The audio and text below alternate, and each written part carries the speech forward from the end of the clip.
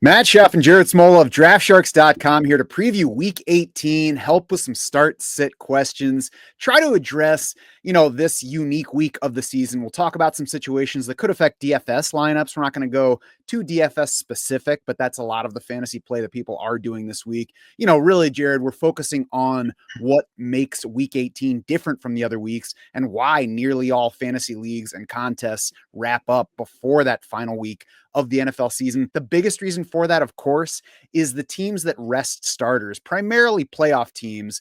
And this week we're talking about Bills, Chiefs, Rams, Eagles. Those are the teams we know are planning to rest players. We know the Bills are not going to play Josh Allen long. He'll start the game to keep his consecutive game streak going. We've actually seen Josh Allen put up usable fantasy numbers in very limited action before.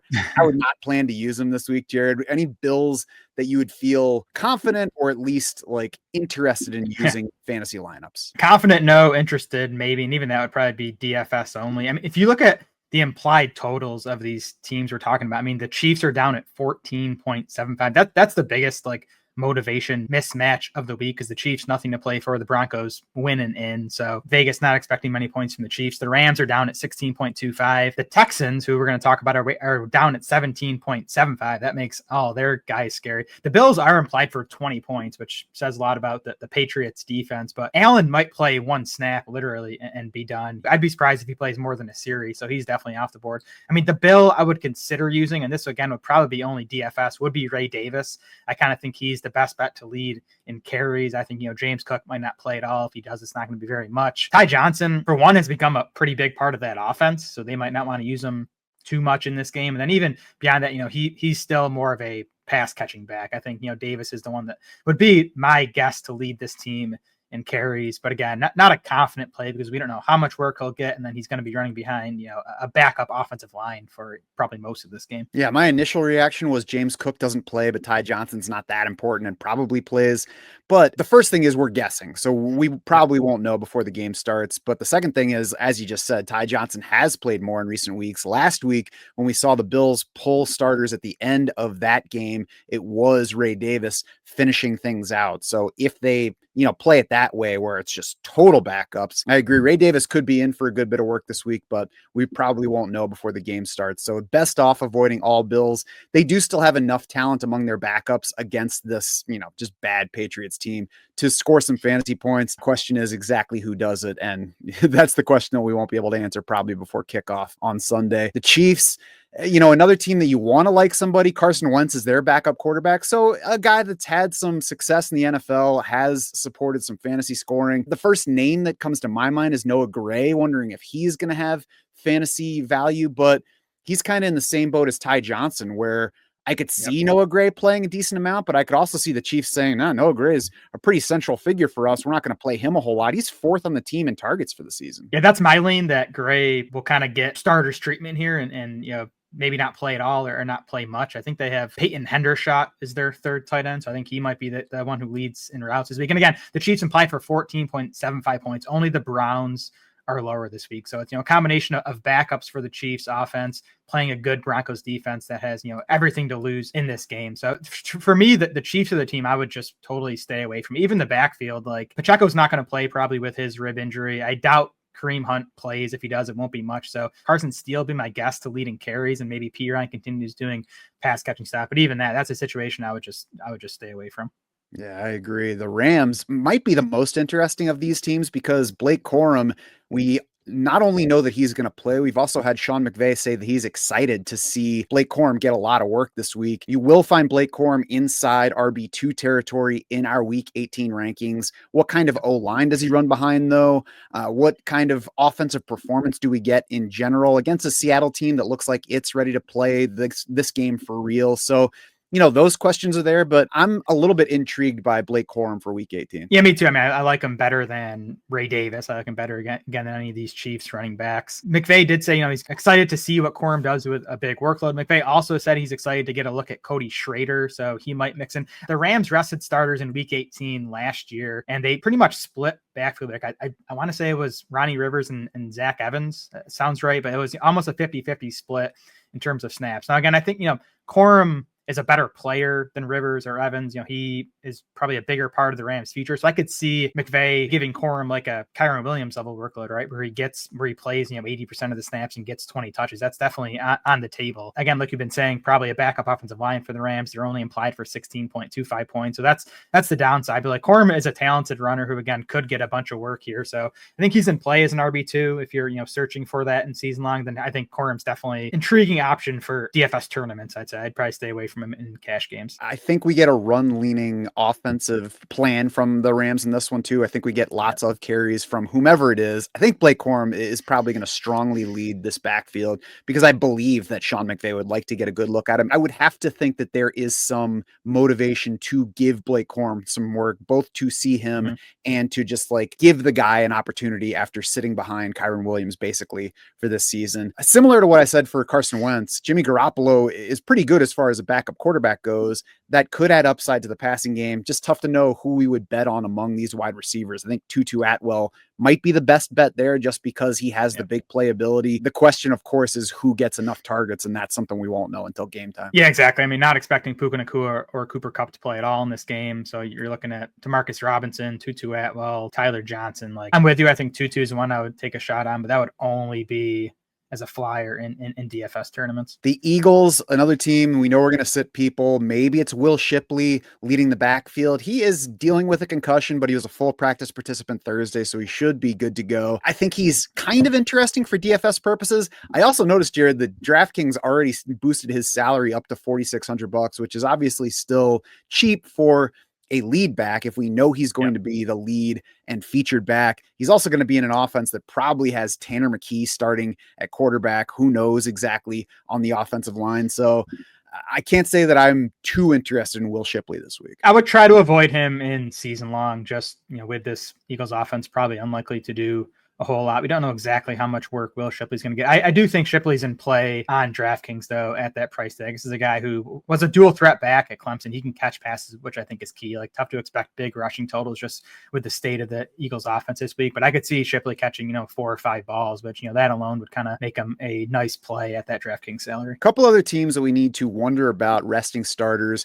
And you covered all of these teams in your article earlier this week on Draft Sharks about, what teams have motivation, what teams we know are resting players, and, just sorting through all of it. But the Texans are one that we really don't know about. D'Amico Ryans said everybody has to be ready to go. Everybody will be out there playing.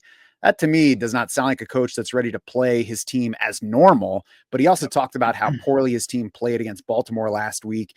And I think we can all agree that that was the case. That's not a team you feel good about taking into the playoffs. So he has to somehow balance his team playing a bit better and also protecting key players. I would expect that the starters start, but I also think they could be out. If they have 2 good series, they could be out of the game after that, and probably should be. Yeah, that's my read too, just listening to that Ryan's quote from earlier this week. The Texans locked into the AFC's number 4 seed, so they can't move up, they can't move down, nothing to play for in this game. It makes sense they'd like to get some momentum going after that total dud against Baltimore. So I buy, CJ Stroud and Joe Mixon and Nico Collins starting this game. I think you're right, though, Matt. I think if they, put a touchdown or 10 points on the board in the first quarter, in the first half, they're going to probably get pulled at that point. So Stroud totally off the board. Mixon and Nico Collins, they could do enough, especially Nico in 3 drives to pay off. Nico gets 50 yards and a touchdown. Maybe that's okay. Mixon and Nico are sitting in very, very fringe starter territory in our rankings. I think a lot of teams might have better options this week. And to me, Mixon and Nico Collins are 2 guys that you really have to worry about on that front because the team knows how good they are. The team knows how important both players are. Nico Collins, we don't know if he's dealing with, any level of discomfort or lack of 100% in that hamstring that cost him time earlier this season. So he's a guy that Houston could sit even if he's good enough to go. Mixon's a workhorse. They know how important he is. He's been playing well. So they could be like, now we know he's good. These other guys need some work. We're not going to expose Mixon to any shot of injury. So avoid the Texans if you can. We'll see exactly how it works out. The Chargers, their situation could change based on how games go this week. They could climb from the 6 seed to the 5 seed, which a lot of years wouldn't really matter. But this year, it's a difference between probably playing the Ravens or the Texans in round one, which is a big difference. Now, the Chargers need to win to climb, but they also need the Steelers to lose. The Steelers play before the Chargers do. So if the Steelers beat the Bengals, all of a sudden the Chargers game is meaningless. Yeah, exactly. So, at least we'll know if the Chargers have anything to play for by Sunday, right? Because we'll know the Steelers result. We'll keep an eye on the line in that game, the implied total. The Chargers are currently implied for 23 points. So that would suggest to me that, right now Vegas is expecting the Chargers to play their starters for at least most of that game. But if we see that implied total plummet, someone knows something, and the Chargers will at that point become a team to avoid. And of course, even though it is something to play for, and I think we would all agree that you'd rather face Houston than Baltimore in the first round of the playoffs, there's also the managing of injuries, and Chargers coaches are going to have to be like, okay, we'd much rather face Houston, but if Justin's dealing with this thing, maybe we lose more by throwing him out there to try to make that slight move than by resting him and getting him ready for that following week. So, that's just one of those decisions that comes up in that final week of the regular season that's just not there the rest of the time. Yeah, and Herbert's been banged up all year. McConkey's been banged up all year. He's on the injury report this week with a toe. Dobbins obviously has a lengthy injury history, including some stuff this year. So all those key guys could definitely use a week off. So especially if the Steelers win on Saturday, would not be surprised at all if those key starters guys play very little or even not at all. Yeah, I mean, if I have nothing to play for as the Chargers coaches, I'm benching those guys outright for this game. Now, those are the teams that are or might bench starters. These are the teams that need to win this week. We've got Atlanta, Baltimore. We've got the Cincinnati-Pittsburgh game, Denver, Detroit, Minnesota, Miami, Tampa Bay. We'll go through them fairly quickly. Atlanta's a little bit interesting. Michael Penix Jr. has done just enough, I would say, over these first two starts to make Drake London and Darnell Mooney fine fantasy plays. It's a high upside matchup for the whole offense against the Panthers. Yeah. I would still expect plenty of rushing, both because Atlanta has leaned that way anyway, and because they're 8-point favorites against Carolina, which has been weak against the run. They don't need to put too much on Penix this week. They do need to win this game to have a shot at the playoffs. So I wouldn't expect anything big passing wise here. No, I mean, it should definitely be a big Bijan Robinson spot, but just, these teams that need to win, these are the only truly safe spots of the week. So I think, that bumps Falcons guys up the rankings. This game is in Atlanta, so no weather concerns. The Falcons have a 28-point implied total. Drake London has 21 targets from Michael Penix over the last 2 weeks. I think he's a really safe play this week. And then even Mooney, I think, as a wide receiver flex play, just, again, no playing time concerns, fine matchup, no weather issues. I think Mooney is a relatively safe play at that wide receiver 3 level. Kyle Pitts scored last week, but he still played less than 50% of the snaps. That followed a crappy week. So, I mean, is he usable in some spots? Yes. Is he attractive? Still no. Baltimore is a 20-point favorite at home against Cleveland with Bailey Zappi at quarterback and Dorian Thompson-Robinson expected to play some.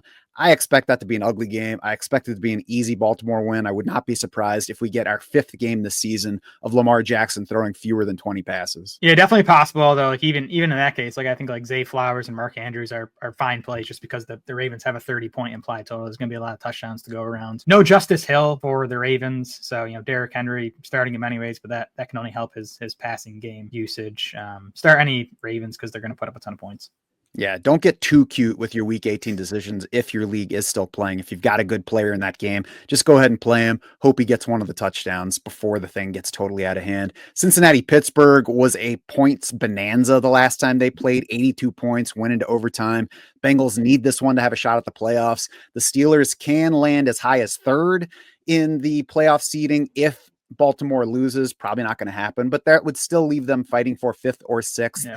As we mentioned, that could be the difference of playing the Texans or the Ravens in round 1. So we'll see exactly what happens before this one, but I think we should expect Pittsburgh to play it for real. And Russell Wilson, the last time he faced Cincinnati, threw for 414 yards, 3 touchdowns in that OT game. QB2 for that week behind only our fallen king, Jameis Winston. I think Pittsburgh is going to play to win this game too. I think that's another team that could definitely use some positive momentum heading into the playoffs. They can knock their division rival out. Bengals currently favored by 2 points. Steelers implied for 23 though. So I think that suggests that, right now the odds makers expect the Steelers to play their guys. The injury question here, T. Higgins listed as questionable, limited in practice all week. That's the same spot he was in heading into last week's game when he obviously had the massive outing against Denver. So fully expect Higgins to play, but we'll get the Bengals inactives on Saturday night. Denver's in a good spot against the resting Chiefs. I think the plays there are pretty obvious. The backfield remains near worthless. You're only using running backs if you absolutely need to.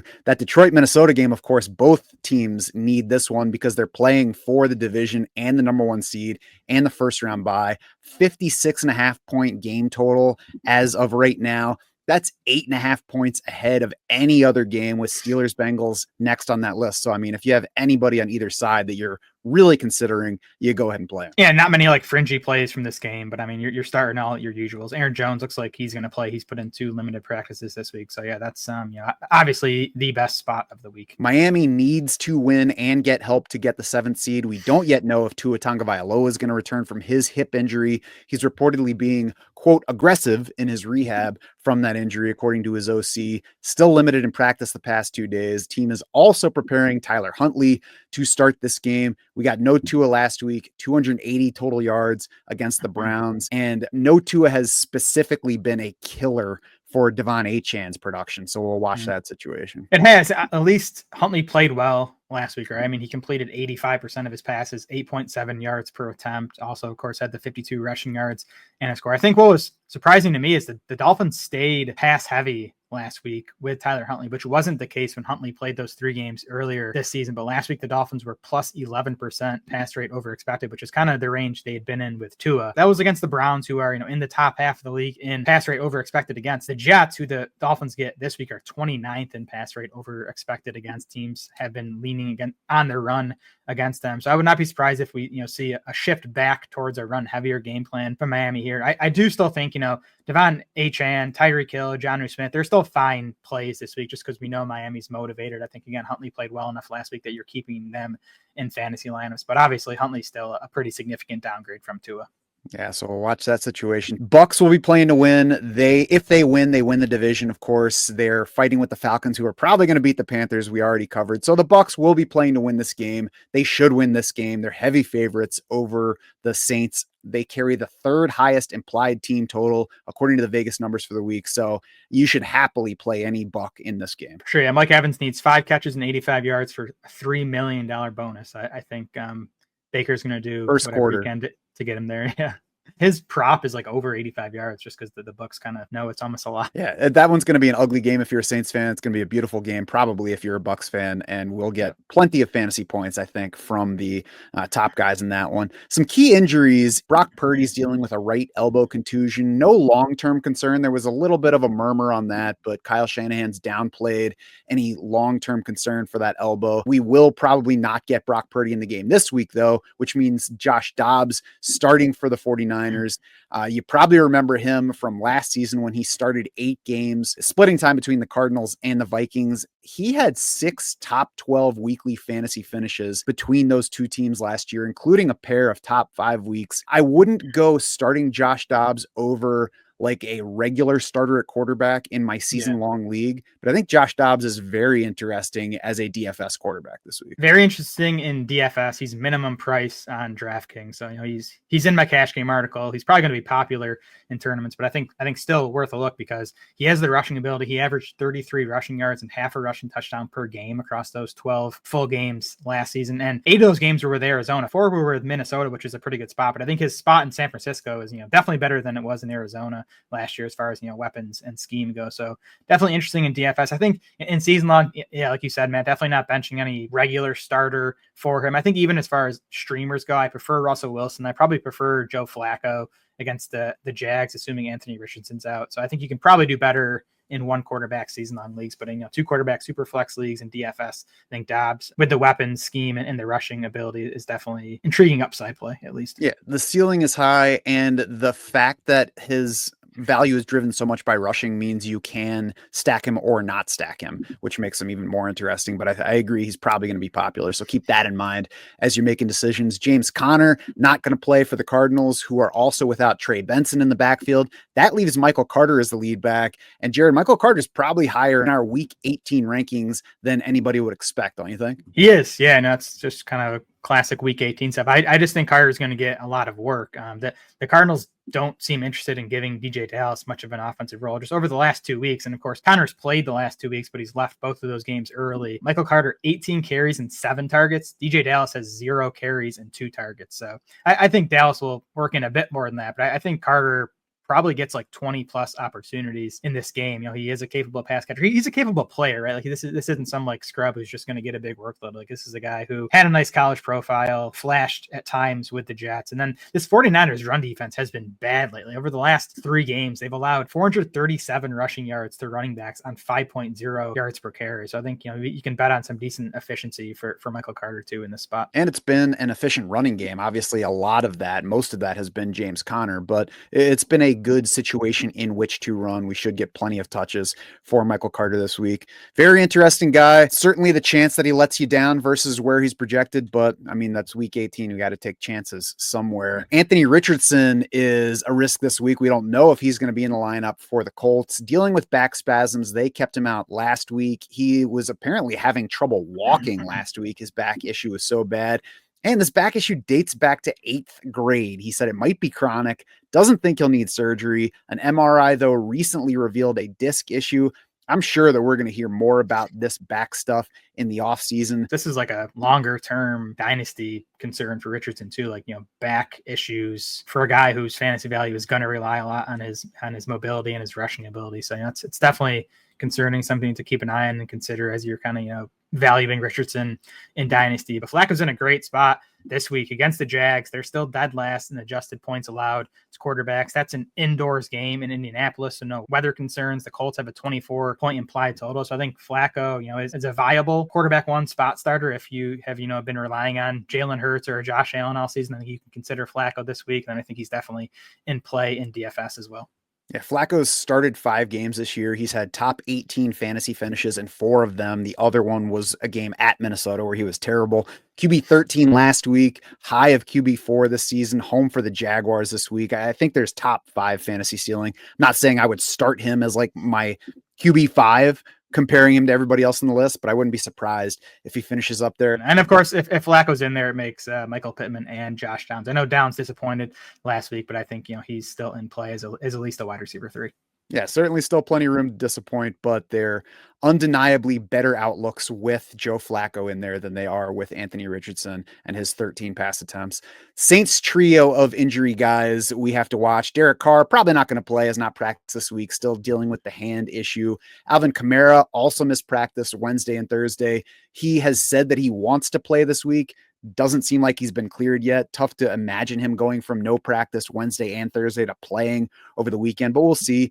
Chris Olave is a bit more interesting. Practiced in full both Wednesday and Thursday. Practiced in full all last week. Turned up questionable, but did not play. Darren Rizzi said at the beginning of this week that Olave and Kamara both want to play in the finale, but that they need to get medical clearance. He's saying basically, I'm relying totally on the medical guys. If they say these guys can go, they can go. If not, then they won't. So I guess we'll see. Kamara needs 50 more rushing yards for his first 1,000-yard season. Kind of surprising he's never had a 1,000-yard rushing season, but I'm sure he wants to get that. I'm sure if he does play, the Saints will, make sure he gets at least the 50 rushing yards. We'll keep an eye on his status, into the weekend. Carr definitely not expecting to play, and then Olave. It seems like he's been cleared from the concussion. He's just kind of working back into game shape because he's been out for 5 weeks now. So I would expect if he does play, he probably isn't ready for like a full slate of snaps. And then, of course, you also factor in Spencer Rattler at quarterback. I think, it leaves Olave is a pretty risky play. Would avoid him if possible in season long. Then even in DFS, I mean, he's probably still a bit too pricey for me to be interested in. Yeah, I would imagine so as well. Drake May, the last guy on the injury list, dealing with a right hand injury, which obviously is especially important given that he is a right-handed quarterback. Limited in practice the first 2 days this week, but it doesn't seem like something that's going to keep him out of this finale against the Bills. Yeah, I don't think the hand thing is legitimate enough to keep him out or limit his playing time. I smell some funky stuff going on with the Patriots here. The Patriots, if they lose this game, they lock up the first overall pick in this spring's draft. If they win it, they're probably going to drop a few spots. Just some of the stuff coming out of, press conferences in New England this week. Gerard Mayo said Drake May is going to start the game. He didn't say anything beyond that. He said it's still up in the air whether Joe Milton, their other rookie, is going to get in this game. Alex Van Pelt, their offensive coordinator, said that Joe Milton has gotten some first-team reps in practice this week. So I would not be surprised at all if we get half the game of Drake May, then it's Joe Milton in the second half. We'll keep an eye on it. We'll look for any reports, but I think Drake May is riskier than usual this week because of that. Yeah, I will say in this case, it at least makes some sense to get Joe Milton some reps to see, if there's anything there going forward. He's the kind of prospect that has lots of talent, but might not ever be able to actually hold down a job as a starting quarterback in the NFL. So maybe they want to get a look at him in some game action to see what is there before they go into this offseason to make further plans. And that's the kind of thing it's okay for a team to do that. It's frustrating for fantasy players for that kind of uncertainty to going into week 18, but you can at least understand it. And I'm sure Mayo and the players would like to win this game. And I mean, that first pick is important, right? And the Patriots would probably end up trading it for a quarterback needed team, but it's the haul they'll be able to get for it. I mean, it's a pretty big deal. So hate to think a team is going to tank, but it definitely makes sense for the Patriots here. I think it's telling too that despite the fact that we know the Bills are going to rest starters, they are 2.5-point favorites in this game in New England. I think if Vegas thought May was going to play the entire game, I think the Patriots would be at least slight favorites in this game. I mean, the Patriots only lost by 3 at Buffalo with the Bills trying to win that game. So I agree. Vegas is a bit like, I don't know what's happening here. We're going to back off both sides.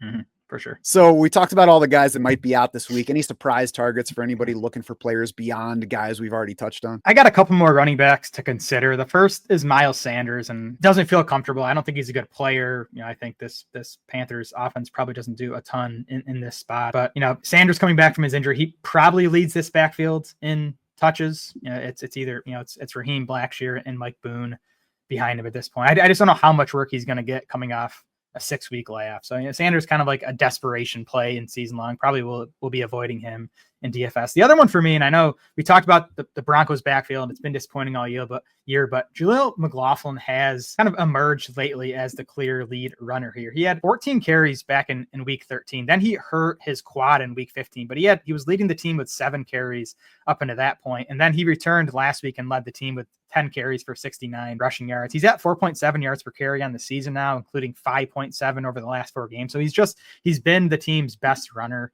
this season, especially lately. Again, it's a must-win game for Denver. Chiefs have been awesome against the run all season, but they're going to be resting guys in this game. Chris Jones, I doubt he plays at all. So it's a better matchup than it looks like on paper for McLaughlin. So I think you're still expecting like 10 to 14 carries, and he's not going to do a ton in the passing game. So he's not an awesome play, but I do think he's in play kind of at that Miles Sanders level if you're desperate. Yeah, I agree with all that. My issues with him are, 1, we don't know what the workload is, and 2, he probably comes out for goal line specific situations for the bigger Javonte Williams. So I'm not sure that there's the upside to make him truly attractive for DFS purposes and the certainty to make him attractive for, cash games or season long lineups. But there's certainly upside if you're digging around looking for somebody with some upside. I agree with that aspect of him, especially in the game situation that you just talked about.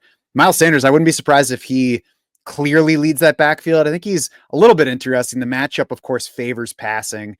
They're expected to lose. It's an Atlanta defense that's been a negative scoring matchup for running backs, a highly positive one for passing games. So I think that makes all the Panthers wide receivers kind of higher level options than they would normally be. I'm curious to see if we get a good fantasy week from Bryce Young. I can't go all the way to like recommending him, but I wouldn't be surprised if he's like top 8 when this week ends. Yeah, definitely possible. Good game environment indoors. Young's been doing some stuff with his legs lately. So I think he's definitely in play in DFS this week. It is week 18. Most leagues and contests are done for the season, but we are certainly not at draftsharks.com. You can find up-to-date rankings that will continue getting updates as we get more info on these injuries and other situations. Plus, you'll find all the tools you trusted to help manage your teams and set your lineups throughout the season. If you play fantasy for the NFL playoffs, we will keep our rankings and weekly projections going all the way through the postseason. And of course, even after that ends, we will keep the content and the rankings rolling throughout the offseason for dynasty and best ball players. No matter what time of year it is, we want draftsharks.com to be your unfair advantage.